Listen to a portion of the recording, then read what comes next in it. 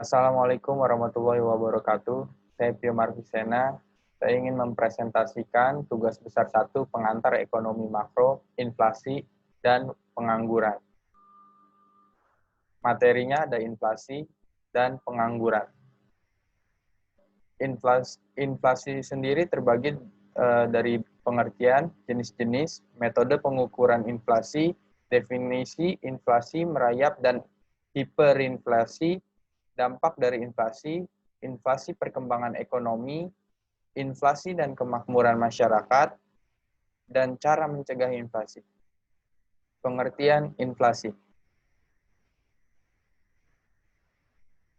Inflasi adalah proses kenaikan harga umum secara terus-menerus, sedangkan kebalikan dari inflasi adalah deflasi, yaitu penurunan harga secara terus-menerus. Akibatnya daya beli masyarakat bertambah besar, sehingga pada tahap awal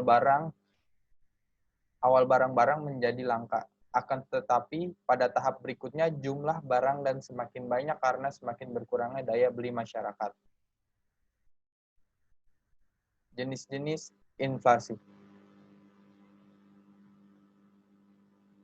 Yang pertama itu menurut sifatnya, yang pertama inflasi merayap atau rendah, creeping inflation, yaitu inflasi yang besarnya kurang dari 10% per tahun. Yang kedua ada inflasi menengah, yaitu galloping inflation, besarnya antara 10 sampai 30% per tahun. Inflasi ini biasanya ditandai oleh naiknya harga-harga secara cepat dan relatif besar. Angka inflasi pada kondisi ini biasanya disebut inflasi 2 digit. Misalnya 15%, 20%, 30%, dan sebagainya. Yang ketiga itu ada inflasi berat, yaitu high inflation, yaitu inflasi yang besarnya antara 30 sampai dengan 100% per tahun. Dalam kondisi ini harga-harga secara umum naik. Yang keempat itu ada inflasi sangat tinggi atau hyperinflation, yaitu inflasi yang ditandai oleh naiknya harga secara drastik hingga mencapai 4 digit atau di atas 100%. Pada kondisi ini masyarakat tidak ingin lagi menyimpan uang karena nilainya merosot sangat tajam, sehingga lebih baik ditukarkan dengan barang. Yang kedua itu berdasarkan sebabnya. Demand pull inflation. Inflasi ini timbul karena adanya permintaan keseluruhan yang tinggi di satu pihak. Di pihak lain, kondisi produksi telah mencapai kesempatan kerja penuh atau full employment. Akibatnya adalah sesuai dengan hukum permintaan. Bila permintaan banyak sementara penawaran tetap, maka harga akan naik. Yang kedua itu ada cost push inflation. Inflasi ini disebabkan turunnya produksi karena naiknya biaya produksi, atau naiknya biaya produksi dapat terjadi karena tidak efisiennya perusahaan. Nilai kurs mata uang negara yang bersangkutan jatuh atau turun. Kenaikan harga bahan baku industri, adanya tuntutan kenaikan upah dari serikat buruh yang kuat, dan sebagainya. Yang ketiga itu ada berdasarkan asalnya. Berdasarkan asalnya, inflasi dibagi menjadi dua, yaitu pertama inflasi yang berasal dari dalam negeri atau domestic inflation, yang timbul karena terjadinya defisit dalam pembiayaan dan belanja negara yang terlihat pada anggaran belanja negara. Untuk mengatasinya biasanya pemerintah mencetak uang baru. Metode pengukuran inflasi. Suatu kenaikan harga dalam inflasi dapat diukur dengan menggunakan indeks harga. Ada beberapa indeks harga yang dapat digunakan untuk mengukur laju inflasi. Antara lain, Consumer Price Index atau CPI. Indeks ini digunakan untuk mengukur biaya atau pengeluaran rumah tangga dalam membeli sejumlah barang bagi keperluan kebutuhan hidup. CPI atau Cost of Market Basket in given year, Cost of Market in base year, dikali 100%. Yang kedua ada Producer Price Index, dikenal dengan Wholesale Price Index. Indeks yang lebih menitik beratkan pada perdagangan besar seperti harga bahan mentah atau raw material, bahan baku atau barang setengah. Indeks PPI ini sejalan dengan indeks CPI. Yang ketiga ada GNP. deflator. GNP deflator ini merupakan jenis indeks yang berbeda dengan indeks CPI dan PPI, di mana indeks ini mencakup jumlah barang dan jasa yang termasuk dalam GNP, sehingga jumlahnya lebih banyak dibandingkan dengan kedua indeks di atas. GNP deflator sama dengan GNP nominal dibagi GNP real dikali 100%. Definisi inflasi merayap dan hiperinflasi. Inflasi merayap adalah proses kenaikan harga-harga yang lambat jalannya. Yang digolongkan kepada inflasi ini adalah kenaikan harga-harga yang tingkatnya tidak melebihi 2 atau 3% setahun. Hiperinflasi adalah proses kenaikan harga-harga yang sangat cepat, yang menyebabkan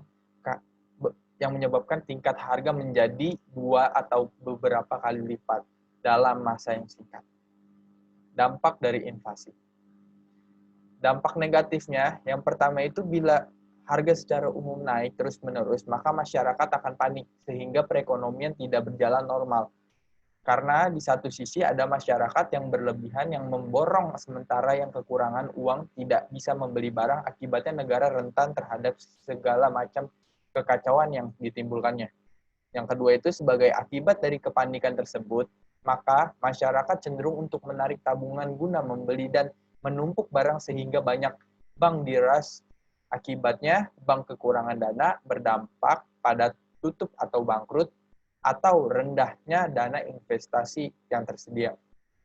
Yang ketiga, produsen cenderung memanfaatkan kesempatan kenaikan harga untuk memperbesar keuntungan dengan cara mempermainkan harga di pasaran. Yang keempat itu distribusi barang relatif tidak adil karena ada penumpukan dan konsentrasi produk pada daerah yang masyarakatnya dekat dengan sumber produksi dan yang masyarakatnya memiliki banyak uang. Yang kelima, bila inflasi berkepanjangan, produsen banyak yang bangkrut karena produknya relatif dan akan semakin mahal, sehingga tidak ada yang mampu membeli. Yang keenam, jurang antara kemiskinan dan kekayaan masyarakat semakin nyata yang mengarah pada sentimen dan kecemburuan ekonomi yang dapat berakhir pada penjarahan dan perampasan. Dampak positifnya, yang pertama itu masyarakat akan semakin selektif dalam mengonsumsi, produksi akan diusahakan seefisien mungkin dan konsumtifme dapat ditekan. Yang kedua, inflasi yang berkepanjangan dapat menumbuhkan industri kecil dalam negeri menjadi semakin dipercaya dan tangguh. Yang ketiga, tingkat pengangguran cenderung akan menurun karena masyarakat akan tergerak untuk melakukan kegiatan produksi dengan cara mendirikan atau membuka usaha. Inflasi dan perkembangan ekonomi. Kenaikan harga-harga menimbulkan efek yang buruk pula ke atas perdagangan. Kenaikan harga menyebabkan barang-barang negara itu tidak dapat bersaing di pasaran internasional, maka ekspor menurun. Sebaliknya, harga-harga produksi dalam negeri yang semakin tinggi sebagai akibat inflasi menyebabkan barang-barang impor menjadi relatif murah. Maka lebih banyak impor akan dilakukan. Ekspor yang menurun dan diikuti pula oleh impor yang bertambah menyebabkan ketidaksamaan dalam aliran mata uang asing. Kedudukan neraca pembayaran akan memburuk. Inflasi dan kemakmuran masyarakat. Yang pertama, inflasi akan menurunkan pendapatan real orang-orang yang berpendapatan tetap. Pada umumnya, kenaikan upah tidaklah secepat kenaikan harga-harga. Maka, inflasi akan menurunkan upah real individu-individu yang berpendapatan tetap. Yang kedua, inflasi akan mengurangi nilai kekayaan yang berbentuk uang. Sebagian kekayaan masyarakat disimpan dalam bentuk uang. Simpanan di bank, simpanan tunai, dan simpanan dalam institusi-institusi keuangan lain merupakan simpanan keuangan. Nilai realnya akan menurun apabila inflasi berlaku. Yang ketiga, memburuk pembagian kekayaan. telah ditunjukkan bahwa penerima pendapatan tetap akan menghadapi kemerosotan dalam nilai real pendapatannya, dan pemilik kekayaan bersifat keuangan mengalami penurunan dalam nilai real kekayaannya. Akan tetapi pemilik harta-harta tetap atau tanah, bangunan, dan rumah dapat mempertahankan atau menambah nilai real kekayaannya. Cara mencegah inflasi. Yang pertama adalah kebijakan moneter. Satu, pelaksanaan operasi pasar terbuka atau open market operation, di mana pengendalian jumlah uang beredar oleh bank sentral dengan cara menjual atau membeli surat-surat berharga untuk meningkatkan jumlah uang beredar. Bank sentral menjual surat-surat berharga, sedangkan untuk menurunkannya jumlah uang beredar, bank sentral membeli surat-surat berharga. Yang kedua, penetapan tingkat diskonto atau discount rate policy, yang merupakan tingkat bunga yang ditetapkan bank sentral sebagai pinjaman yang diberikan kepada bank umum. 3. Penetapan rasio cadangan wajib minimum atau reserve requirement, yaitu proporsi cadangan minimum yang harus dipegang bank umum atas simpanan masyarakat yang dimiliki. Untuk menekan laju inflasi cadangan, minimum ini dinaikkan sehingga jumlah uang menjadi lebih kecil. Yang kedua ada kebijakan fiskal. Kebijakan fiskal menyangkut pengaturan tentang pengeluaran pemerintah serta perpajakan yang secara langsung dapat mempengaruhi permintaan total 12 dan dengan demikian akan mempengaruhi harga. Inflasi dapat dicegah melalui penurunan permintaan total. Kebijakan fiskal yang berupa pengurangan pengeluaran pemerintah serta kenaikan pajak akan dapat mengurangi permintaan total sehingga inflasi dapat ditekan. Yang ketiga ada kebijakan yang berkaitan dengan output. Kenaikan output dapat memperkecil laju inflasi. Kenaikan jumlah output ini dapat dicapai, misalnya dengan kebijaksanaan penurunan biaya masuk sehingga impor cenderung meningkat. Bertambahnya jumlah barang dalam negeri cenderung menurunkan harganya. Yang keempat itu ada kebijakan penentuan harga. Ini dilakukan dengan penentuan harga, serta didasarkan pada indeks harga tertentu untuk gaji ataupun upah. Gaji atau upah secara real tetap. Kalau indeks harga naik atau upah juga dinaikkan. Pengangguran. Pengangguran ini terdiri dari pengertian jenis-jenis akibat pengangguran. Pengertiannya, pengangguran atau orang yang menganggur adalah mereka yang tidak mempunyai pekerjaan dan sedang tidak aktif mencari pekerjaan. Kategori orang yang menganggur biasanya adalah mereka yang tidak memiliki pekerjaan pada usia kerja dan masa kerja. Usia kerja biasanya usia yang tidak dalam masa sekolah, tetapi di atas usia anak-anak atau relatif di atas 6-18 tahun, yaitu masa pendidikan dari SD sampai tamat SMP. Jenis-jenis pengangguran. Yang pertama, itu ada pengangguran friksional, yaitu sifatnya sementara disebabkan oleh kendala waktu, informasi, dan kondisi geografi antara pelamar dengan pembuka lamaran pekerjaan. Ini terjadi karena pelamar kerja tidak mampu memenuhi syarat yang dibutuhkan oleh pembuka lamaran kerja. Yang kedua, ada pengangguran konjungtural. Pengangguran yang disebabkan oleh naik turunnya siklus ekonomi. Yang ketiga, pengangguran struktural. Pengangguran yang diakibatkan oleh perubahan struktur ekonomi dan corak ekonomi dalam jangka panjang. Yang keempat, pengangguran musiman, yaitu keadaan menganggur yang disebabkan oleh fluktuasi ekonomi jangka pendek yang menyebabkan tenaga kerja untuk menganggur. Yang kelima, itu pengangguran siklikal, yaitu pengangguran yang menganggur akibat imbas naik turun siklus ekonomi sehingga permintaan tenaga kerja lebih rendah daripada penawaran kerja. Yang keenam, ada pengangguran teknologi. Pengangguran yang disebabkan oleh adanya perubahan tenaga manusia menjadi tenaga mesin. Yang ketujuh, pengangguran siklus. Pengangguran siklus ini yang diakibatkan oleh menurunnya kegiatan perekonomian karena terjadinya resesi akibat pengangguran.